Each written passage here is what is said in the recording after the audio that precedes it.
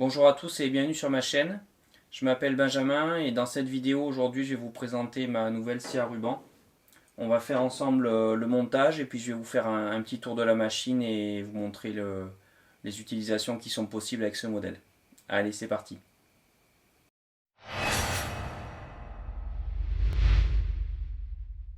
Donc le modèle que j'ai choisi c'est la Bernardo HBS 460N.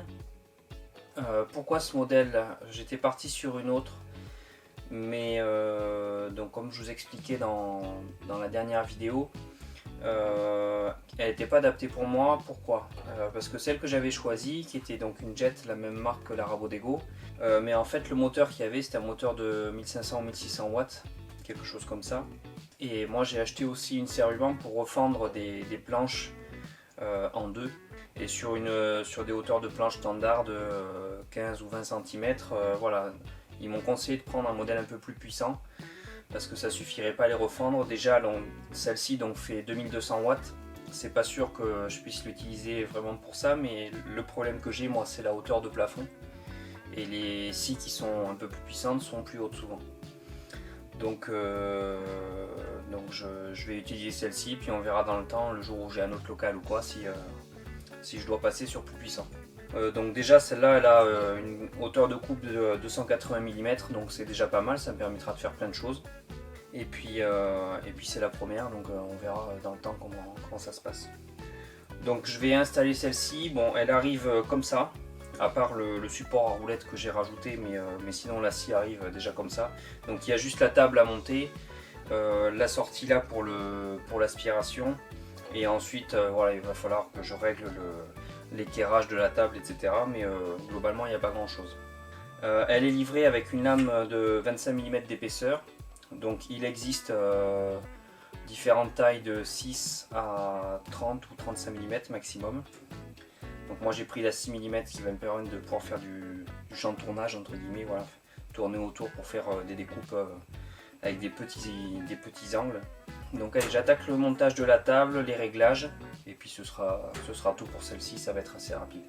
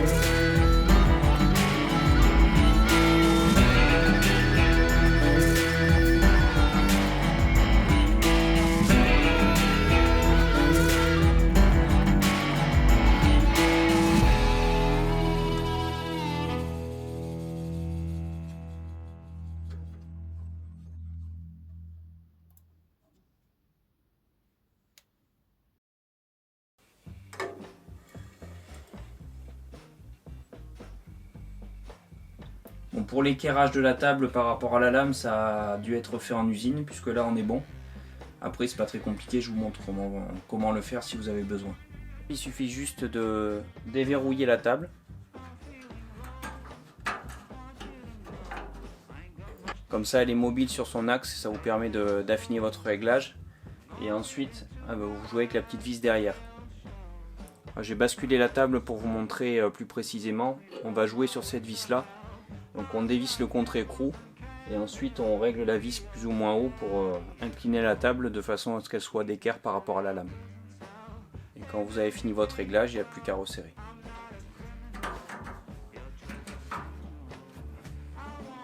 Donc elle a deux buses d'aspiration, celle que j'ai montée et il y en a une autre en bas qui est fournie avec un bouchon parce que je suppose que la plupart ne branchent que celle d'en haut. Donc là il faut juste mettre un Y et puis se mettre sur le système d'aspiration. Ici c'est la manivelle qui permet de régler la tension de la courroie du moteur. Donc derrière on retrouve la manivelle pour régler la hauteur du guide. Donc il suffit de déverrouiller le guide. Ensuite on ajuste la bonne hauteur, on reverrouille. Sachant que vous avez de l'autre côté une graduation, donc vous savez à quelle hauteur vous êtes. Ensuite la poignée pour tendre ou détendre la lame. À savoir qu'il est préconisé de détendre la lame quand on s'en sert pas.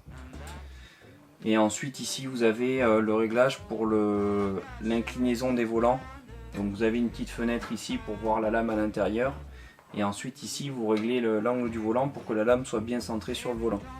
Donc ça c'est pareil, il y a un verrouillage ici, donc on déverrouille. On tourne la poignée, on regarde pour que la lame soit centrée. Et ensuite on reverrouille. Et ici vous avez la poignée pour régler la tension de la chaîne. Donc vous avez un petit indicateur à l'intérieur, comme je vous ai montré pendant le montage. Donc vous avez le curseur avec les différentes tensions de chaîne en fonction de l'épaisseur de la lame qui est indiquée. Donc il suffit juste de serrer ou desserrer pour être au bon endroit. Ensuite l'ouverture des capots, ça se fait rapidement, c'est des poignées toutes simples. Donc pour changer la lame, la seule pièce à enlever c'est le rail du guide parallèle. Donc il y a 4 vis papillons en dessous molletées, donc ça s'enlève en 2 secondes. On détend la chaîne et ensuite on la fait passer dans les rainures là sur le côté. On enlève, on met la nouvelle lame. Il faut bien sûr régler les roulements puisque la lame ne sera pas forcément positionnée au même endroit. Donc autant ceux de devant ça peut être les mêmes, autant celui de derrière il faudra sûrement y toucher.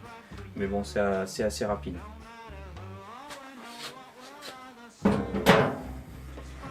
Et on a ici une autre petite fenêtre qui permet de contrôler la tension de la lame pour être sûr qu'elle soit bonne.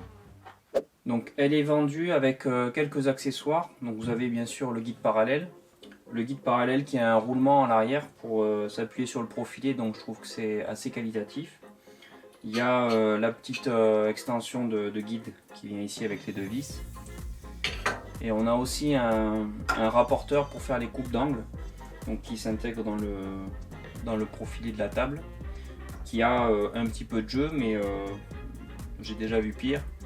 Et bon, pour une utilisation occasionnelle, ça peut toujours servir d'avoir cette pièce là fournie avec. Voilà, donc globalement je suis assez content. Je pense qu'on est sur un bon rapport qualité-prix. On a une machine qui est puissante, qui a les caractéristiques, en tout cas moi pour mon utilisation, qui vont bien. Il y a au niveau qualité de fabrication, c'est très correct. La plupart des choses qui doivent être ajustables le sont. Au niveau qualité, il y a quelques points qui pourraient être améliorés, mais c'est franchement pas mal. Donc il n'y a plus qu'à tester et puis voir ce que ça donne dans le temps. Donc, moi j'ai testé vite fait pour refendre une petite planche de chaîne qui faisait 12-13 cm d'épaisseur. Et ça s'est bien passé, donc je pense que dans mon usage ce sera tout à fait adapté. Voilà, si vous avez des questions ou des remarques, n'hésitez pas à vous exprimer dans la section commentaires en dessous. Je vous remercie d'avoir regardé cette vidéo, je vous souhaite une bonne fin de journée et je vous dis à bientôt pour la suite de l'installation de mon atelier. Allez, ciao!